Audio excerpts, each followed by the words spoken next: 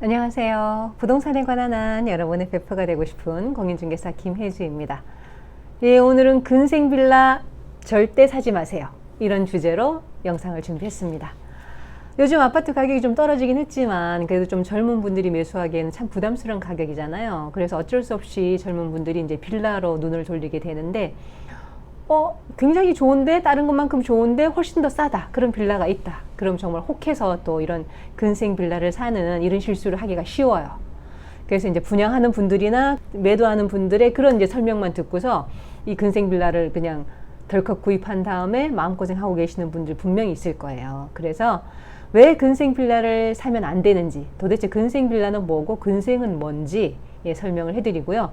또 건축물 대장을 통해서 이걸 어떻게 확인하면 되는지 건축물 대장 보는 법까지 이제 정리를 해드리려고 합니다. 정말 내 재산을 지키는데 피가 되고 살이 되는 그런 정보니까 끝까지 집중해서 한번 보시고 절대 이런 실수는 하시지 않도록 마음에 또 머리에 새겨두시기 바랍니다. 예, 같이 한번 해볼게요. 먼저 근생 빌라란 뭔가 한번 볼까요? 그러니까 분명히 근생인데 근린 생활시설의 준말이거든요. 분명히 근생인데 불법으로 주거로 사용하는 빌라를 근생 빌라라고 합니다. 그러니까 근생인데 이걸 빌라로 쓰는 거예요.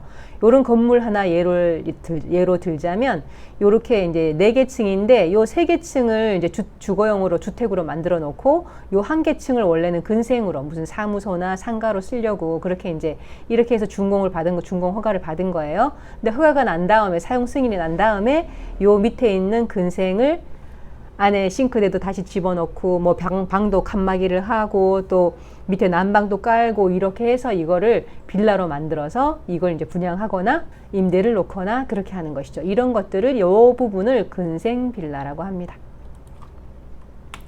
그렇다면 근생은 도대체 뭘까요? 이제 근린 생활시설을 줄여서 이제 근생이라고 하는데 이런 소매점, 휴게 음식점, 미용원, 세탁소, 의원, 사무소, 일반 음식점, 학원 등등 우리 집 주변에 있는 그런 이제 시설들이에요. 우리가 이제 편하게 쉽게 사용할 수 있는 그런 시설들, 주거지역 인근에서 주민들의 생활에 편의를 제공하는 이런 시설들을 근린 생활시설이라고 하고 짧게는 근생이라고 부릅니다. 여기 그림에 나와 이런 것들이죠. 미용실, 이렇게 치킨, 이런 가게들이 다 근생이 되겠습니다.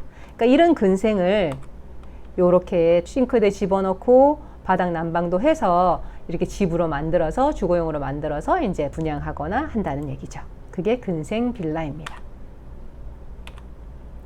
이런 근생 빌라 절대 분양이나 매수하면 안 돼요. 근데 왜 안 될까요? 한번 볼게요.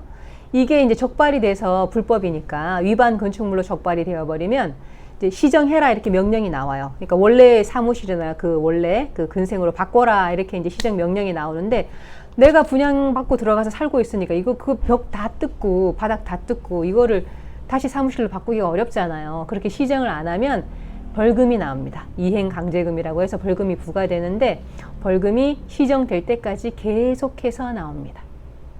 그전에는 이행강제금 뭐 5번만 나온다 이런 얘기가 있었는데 이게 2019년에 개정이 되면서 시정이 될 때까지 계속해서 나옵니다.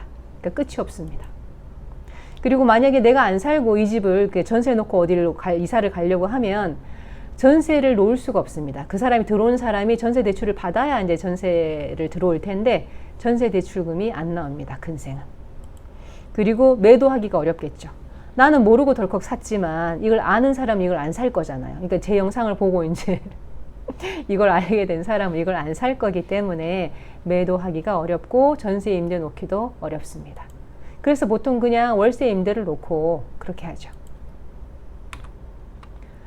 그러면 주인한테는 이행강제금이 나오니까 힘들겠지만 전세 들어가는 나는 괜찮지 않나요? 전세 들어가는 것은 괜찮지 않나요? 이렇게 생각하실 수가 있는데 내가 만약에 보증금 전세 대출을 받으려고 하면 아까 말씀드린 것처럼 전세 대출금이 안 나오고요. 은행에서 안 줍니다. 안 나오고요.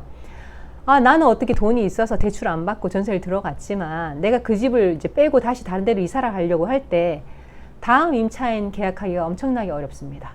전세 대출이 안 나오니까 누가 들어올 수가 없어요. 네. 그러니까 임차인이 안 들어오니까 계약이 안 되니까 내 보증금을 받고 나가기가 어렵겠죠. 그러니까 이런 집에 전세 들어가면 안 됩니다. 그럼 근생이 안 되는 건 알겠는데 근생인지 아닌지는 그럼 어떻게 확인하나요? 그냥 겉보기는 똑같잖아요. 다른 빌라랑. 막 싱크대도 있고 다 똑같으니까, 방도 다 칸막이 해놓고 똑같으니까 어떻게 확인하나요? 이럴 때 계약하기 전에 건축물 대장을 보셔야 합니다. 건축물 대장으로 확인하는데 건축물 대장은 정부24에서 발급이 됩니다. 정부24 사이트에 가셔가지고 발급하시면 돼요. 근데 이제 저희 같은 공인중개사는 뭐 자주 보니까 확인하기 쉽지만 일반인들이 건축물 대장 볼 일이 잘 없잖아요. 그러니까 건축물 대장을 어떻게 확인하는지 한번 알려드릴게요. 건축물 대장을 발급하시면 건축물 대장도 종류가 이제 3가지가 있어요. 뭐 총괄 표제부 있고 한동의 표제부가 있고요. 총괄 표제부라는 거 전체 동에 이제 만약 아파트 단지라면 단지 전체의 표제부가 되겠고, 내가 만약에 아파트 101동에 산다면 101동의 표제부가 또 있고요. 101동 내가 101호라면 101호의 전유부라고 해서 건축물 대장이 또 있습니다. 그러니까 내가 만약에 어떤 빌라에 그 1층 101호에 그게 101호가 근생인지 아닌지를 확인하자면 101호 전유부 건축물 대장을 떼야 되는 거죠.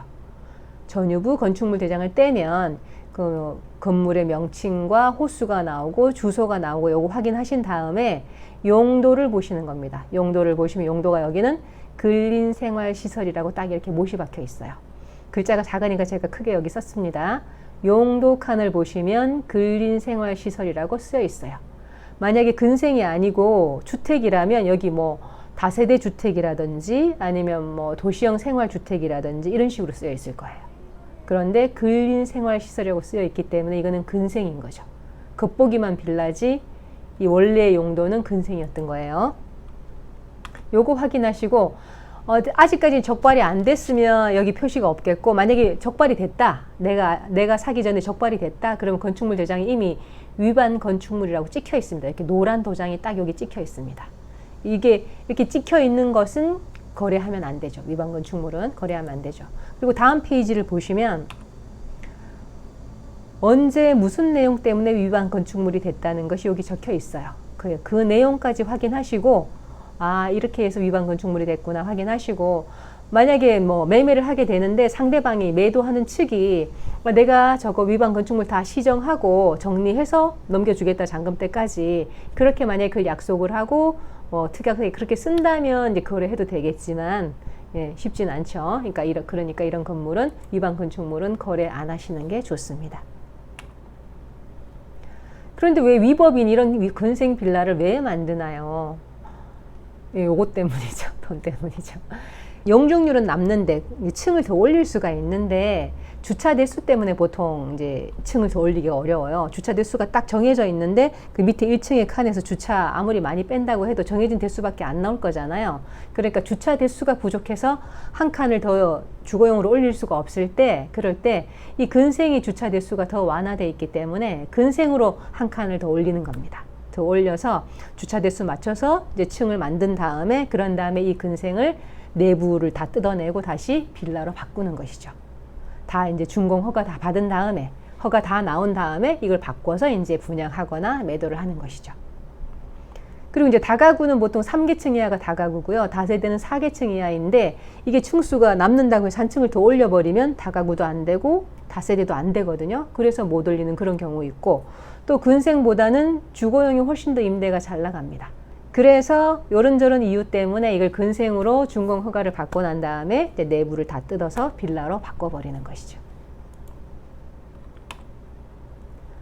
이제 알았어요. 이제 근생 빌라가 뭔지 알았고 왜 거래하면 안 되는지도 알았어요. 그러면 내 자산을 지키기 위해서 뭘 하면 안 되는지 한번 보겠습니다. 이 함정은 전입신고가 된다는 거예요. 분명히 이제 그 분양하시는 분이나 파는 분이 이거 전입신고도 다 되고 이거 주거용으로 사용할 수 있어요, 이렇게 말할 거거든요.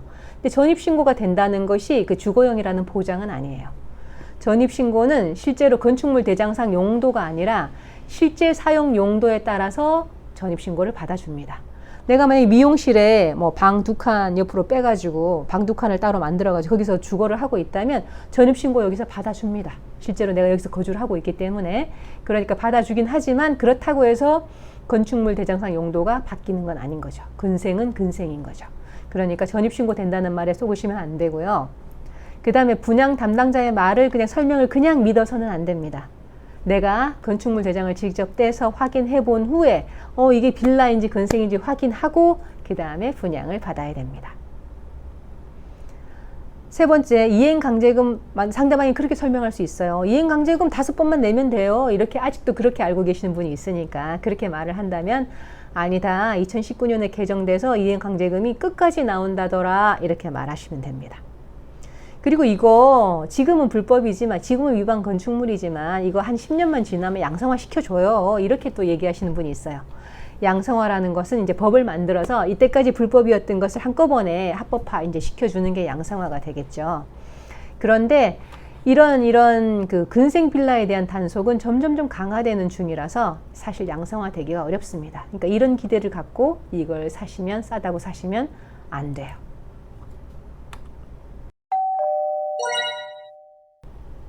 예, 지금까지 근생 빌라 왜 사면 안 되는지, 얼마나 위험한지 알려드렸습니다. 그러니까 아무리 싸고 좋다고 해도 절대 근생 빌라 사시면 안 되고요.